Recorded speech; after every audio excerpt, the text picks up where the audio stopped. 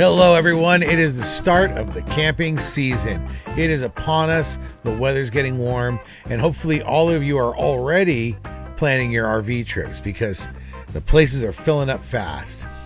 So I thought I would take a moment to just remind everyone of one of the best rules out there for RVing, the one that keeps it safe, sane, and relaxed, and that is the 3-3-3 rule. In Canada, I like to call it the 3-4-5 rule, which I'll explain in a minute.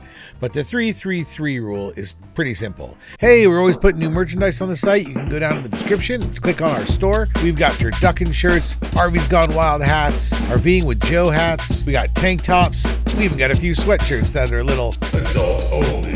Head down in the description and check out our store now. The 3-3-3 rule says that when you get to your destination, you should try to stay there for 3 nights. That lets you relax, it lets you enjoy wherever you're staying, and gets you refreshed for the next leg of your journey. And the second is try to stop before 3 p.m. And if you're not going to stop before 3 p.m., make sure you've at least lined up where you're going to stop in any reservation by 3 p.m. The idea is you don't want to be driving too late into the evening or into the dark. You don't want to arrive to your campsite too late. And when you do arrive at your campsite, especially if you're just staying overnight, right, you want to get the full value of what you're paying for. So it's just a better idea to try to end your day closer to 3 p.m. to give yourself some daylight to settle into your space for the night. And finally, don't go more than 300 miles in a day if you can help it. We've all had those super long driving days, but generally driving more than 300 miles a day is going to start to wear you out. And if you keep it under there, you're going to find yourself refreshed day after day until you get to your final destination. And that's the 3-3-3 rule. But I mentioned in Canada, it's the 3-4-5 rule.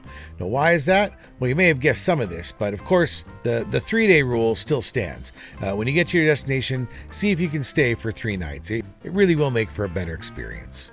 But the 4 is actually make sure that you are stopping by 4 p.m. or you know where you're going to stay. And the reason I say that is Canada is further north. Most people are camping in the summer season, and we simply get more daylight up here. In about a month, I'm going to be so far north that it's going to be almost 24-hour daylight. Not quite, but pretty close to 24 hours daylight. So I'll be going to sleep and waking up with the sun out. And finally, the 5 part of the 3-4-5 rule is, well, we use kilometers up here in Canada. So you want to keep it to 500 kilometers, which is pretty close to 300 miles. So if you stick to the 3-4-5 rule in Canada, you're going to have generally the same experience that you would having the 3-3-3 rule down in the States. Now, of course, these are just general rules. Everyone has their own tolerances. Some people like to get up really, really early in the morning. I know some RVers that only like to drive at night and they almost go nocturnal. That way they have the whole empty road to themselves. However you like to roll, go for it.